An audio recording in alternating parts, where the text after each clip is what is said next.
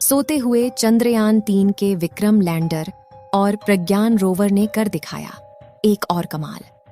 इस कारनामे को देख अमेरिका को भी विश्वास नहीं हो रहा है।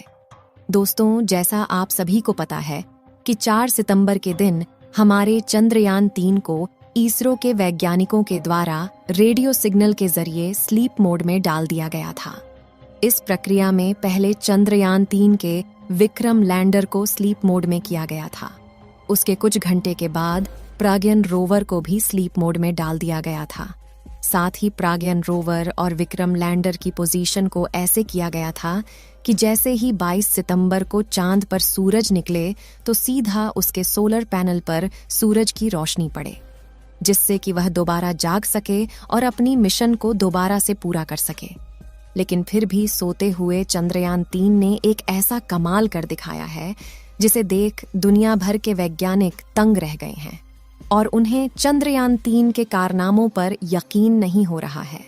चंद्रयान-3 ने ऐसा कौन सा कारनामा किया है, इसे जानने के लिए वीडियो के अंत तक अवश्य बने रहे।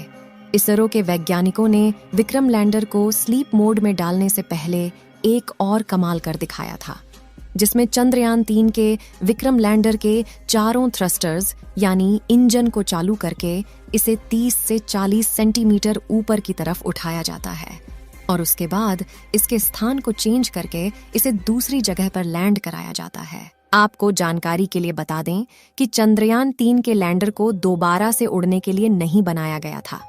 इसका मकसद केवल एक बार चांद की सतह पर सॉफ्ट लैंडिंग करना था, उसके बाद वहां पर जानकारियां जुटाकर और साथ ही प्रज्ञान रोवर की जानकारी को धरती तक सफलतापूर्वक पहुंचाना था। दोस्तों, यह भारत के लिए एक ऐतिहासिक जीत थी, क्योंकि ऐसा इतिहास में किसी भी देश ने नहीं किया था। जबकि हमारे भारत देश के होनहार वैज्ञानिकों ने चंद्रयान के लैंडर को कुछ मीटर की ऊंचाई पर ऊपर की ओर उड़ाया और फिर उसके जगह को चेंज करके दूसरी जगह पर उसकी लैंडिंग सफलतापूर्वक कराई गई। आपको बता दें कि हमारे चंद्रयान के प्रज्ञान रोवर ने चांद की धरती पर ऑक्सीजन को भी खोज लिया है। चांद की धरती पर ऑक्सीजन का पाया जाना किसी खजाने से कम नहीं है, क्योंकि आपको पता ही होगा कि मानव जीवन के लिए ऑक्सीजन कितना ज्यादा उपयोगी है। हालांकि चंद्रयान-3 चांद पर हाइड्रोजन की खोज नहीं कर पाया, जबकि इसके साथ साथ और भी कई सारे तत्वों की खोज किया है, जिनमें sulphur, aluminium, calcium, iron, chromium, manganese और सिलिकॉन शामिल हैं। दोस्तों, चंद्रयान ने चांद पर पहली बार सल्फर की खोज किया है। इससे पहले किसी भी देश ने चांद की धरती पर सल्फर की खोज नहीं की थी। चांद पर सल्फर का पाया जाना भी काफी ज्यादा महत्वपूर्ण है, क्योंकि इसे भविष्य में मंगल मिशन के लिए ईंधन के रूप में इस्तेमाल किया जा सकेगा। लेकिन इसी बीच अमेरिका देश को यकीन नहीं हो रहा था कि भारत ने चांद पर चंद्रयान को भेजा है या फिर केवल एक मनगढ़ंत कहानी है।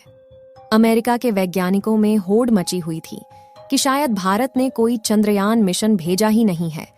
इसीलिए चांद के ऑर्बिट में घूम रहे नासा के एक सैटेलाइट ने चांद के दक्षिणी ध्रुव की एक तस्वीर नासा के वैज्ञानिकों के पास शेयर की है, जिसमें हमारे भारत के चंद्रयान को साफ साफ देखा जा सकता है कि वह चांद की धरती पर कैसे खड़ा हुआ है। हालांकि यह तस्वीर जब ली गई थी तब हमारा चंद्रयान 3 सो चुका था और उस समय चांद के दक्षिणी ध्रुव पर रात हो चुकी थी। आपको हॉलो के अंदर जो पॉइंट दिख रहा है वह हमारा विक्रम लैंडर ही है, जिसे साफ साफ देखा जा सकता है। इस तस्वीर को देख अमेरिका के वैज्ञानिकों को विश्वास हुआ कि वास्तव में चंद्रयान की लैंडिंग दक्षिणी ध्रुव पर सफलतापूर्वक की गई है। जैसा कि आपको मालूम होगा कि हमारे चंद्रयान-3 के साथ ऑर्बिटर को नहीं भेजा गया था, क्योंकि चांद की कक्षा में चंद्रयान-2 का ऑर्बिटर पहले से ही घूम रहा था और वैज्ञानिकों ने चांद की कक्षा में घूम रहे चंद्रयान-2 के ऑर्बिटर को ही इस्तेमाल करके चंद्रयान-3 के डाटा को साझा किया था। इसी बीच चंद्रयान-2 के ऑर्बिटर ने सोते हुए प्रज्ञान रोवर और विक्रम लैंडर की एक तस्वीर ली है, जिसमें विक्रम लैंडर और प्रज्ञान रोवर साफ साफ नजर आ रहे हैं। यह बात भी दुनिया भर के वैज्ञानिकों को हैरान कर रही है कि आखिर जो मिशन साल 2019 में फेल हो गया था, उस मिशन के ऑर्बिटर ने चंद्रयान-3 के साथ कैसे संपर्क बनाए हुए हैं। इस समय चंद्रयान 3 का प्रज्ञान और विक्रम लैंडर स्लीप मोड में है और जल्द ही 22 सितंबर के दिन इसे फिर से जाग कर अपने मिशन को पूरा करना होगा।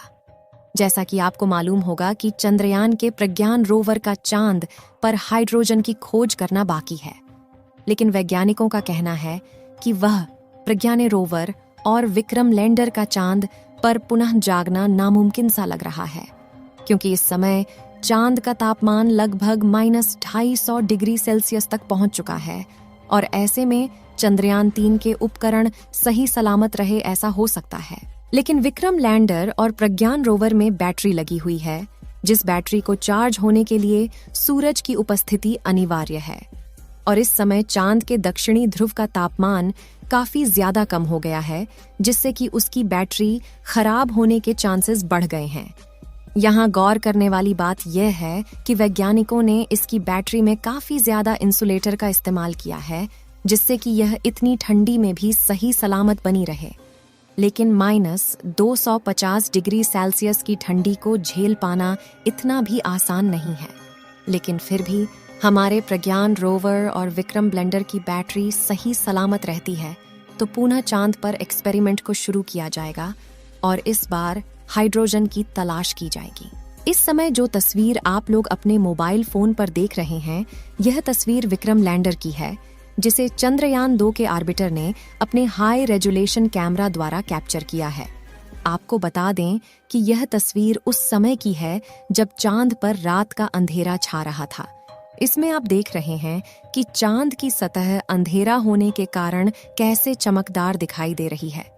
जिस समय चंद्रयान का प्रज्ञान रोवर अपने एक्सपेरिमेंट को कर रहा था, तो उस समय चांद का तापमान 20 से 35 डिग्री सेल्सियस के बीच था। ऐसी में भी प्रज्ञान रोवर को जितना समय मिल पाया, उन्होंने इतने समय में कुछ तत्वों की खोज की और वहां के टेम्परेचर की जानकारी को वैज्ञानिकों तक भेजा था और साथ ही वहां के प्लाज्मा रेडिएशन के बारे में भी स्टडी करके विक्रम लैंडर ने जानकारी दी थी। अब चांद के दक्षिणी ध्रुव पर 22 सितंबर के दिन सूरज उगेगा और सूरज की पहली किरण पड़ने के बाद प्रज्ञान रोवर और विक्रम लैंडर जाग उठेगा। विक्रम लैंडर और प्रज्ञान रोवर के सारे आउटपुट सिग्नल को ब्लॉक कर दिया गया है। केवल विक्रम लैंडर के इनपुट सिग्नल को चालू रखा गया है ताकि जब 22 सितंबर के दिन चांद पर सुबह हो तो वैज्ञानिकों के द्वारा रेडियो सिग्नल के जरिए दोबारा से चंद्रयान को जगाया जा सके। और अगर विक्रम लैंडर सही सलामत रहा तो रेडियो सिग्नल का जवाब वापस धरती तक आएगा। इस वीडियो को यहीं पर खत्म करते हैं।